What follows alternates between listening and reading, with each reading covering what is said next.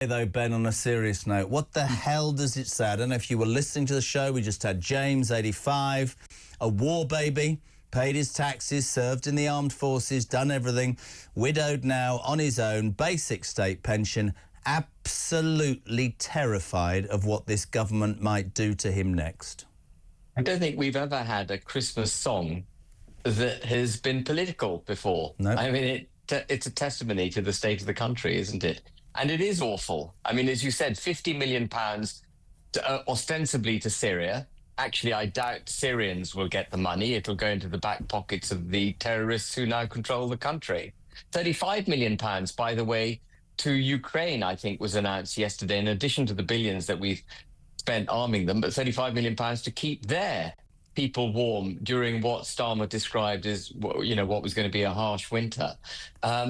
And here he is at home, having spent all these billions abroad, as the song rightly points out, cutting back benefits for the British people, cutting the winter fuel allowance, cutting his pledge on the WASPy women, and a whole else besides. You know, anyone who's been working hard, they've had their taxes go up. We've seen employment, new jobs and hiring go through the floor in the last couple of months as a result of the budget. We've seen the price of electricity go up again this winter. It's just a disaster. It's just one thing after another. So it's not surprising, I suppose, that the Christmas #1 is now going to be a political song. First time ever in my life. I know, and you're right. But Ben, here's the thing that I don't understand. You will put this much better than me. Clive in Solihull says, great show, JK. Starmer is obviously a sociopath and the rest of them are just useless, unqualified sheep. If he's not careful, he might cause a general strike like we had in 26. Now there's an idea. They need to go before they destroy what's left of our country, vote reform. But here's the thing. That's not going to happen. It's a constitutional monarchy. Parliament's been set. That's fine. Do you, I really respect your opinion on this, do you believe that this man is thick, deaf, stupid, or is doing something because he knows something we don't? Because I don't think in my lifetime that I've ever known a politician set about either systematically or because he's no idea what he's doing in upsetting what I described earlier as some of the very bedrock of our society. 10 million pensioners, 3.5 million WASPy women, 2 million farmers, 18 million Brexiteers. It's almost like this man is either oblivious to what he's doing or there's more to this. What is your take, Ben, on this man, genuinely? I think he's delivering precisely what he wishes to deliver, which was the rewarding initially of the unions for the donations that they got during the general election. That was a transaction that was done, in my mind. They donated. He gave them the salary rises that they wanted.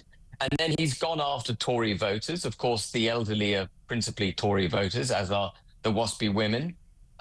He's given effect to his ideological aims by putting Ed Miliband in charge of our energy and expanding our drive towards net zero by halving our emissions by 2030, putting back in place the things that even Sunak had taken the foot off the pedal on, the clean heat market mechanism, for example. Now, people are going to be penalised if wholesalers and producers of gas boilers are going to be penalised if they're not selling an increasing proportion of heat exchangers. The same goes for the production and selling of EV cars. I mean, what he's doing is driving his agenda. And amongst all of that, he is taking us much closer to the European Union. He's going to be giving up our control of sanitary and phytosanitary regulations. He's going to adopt EU regulations for it, which means that the entire United Kingdom is going to be subject to the European Court of Justice in matters of SPS. He's going to hand over some of our fishing, more of our fishing. We've already handed over quite a lot. He's going to be, I'm sure, as night follows day, he will be taking on some form of freedom of movement with the youth of Europe. And the other thing that he's doing, and he's doing it very cleverly behind the scenes and hasn't really made the public, hasn't gone into the public psyche yet, is joining the European Defence Union, which is the amalgamation of our armed forces. He has done all of this, the amalgamation of our armed forces with European ones, under the charge of Brussels, I should just complete. Which is, in my view, that is absolutely abhorrent that we would be entering into that kind of arrangement with the European Union. And he's done all of this in 6 months. So if you're an ideological nutcase like he is, actually, he's been an incredibly successful prime minister for his agenda. But he's been incredibly damaging for the UK. That's my point. Incredibly damaging. And he cannot believe, can he, that people will swallow this and re-elect him. It can't happen. It cannot happen. I don't believe that pensioners, waspy women, Brexiteers, small business owners, whatever, will forget what he's done. No, and I think the only chance, as you rightly say, we've got him for 4.5 years, but there is a chance that the last budget, which, by the way, nailed private enterprise, nailed, also, I didn't touch on it, nailed the principle of property rights. You know, the expansion of inheritance tax is basically an attack on the principle of ownership of property, because what you paid money, you pay tax on the money you've earned during your life, you bought something, and then they target that. So, you know, we all like to buy freehold property better than leasehold because we think we're buying it forever. You're not, because the state's going to come after you later. And he's expanded that too. And the increase in employers' national insurance was targeted on the private sector. The public sector were not subject to it. He's gone after damaging the private sector. And I think Rachel Reeves has overplayed her hand.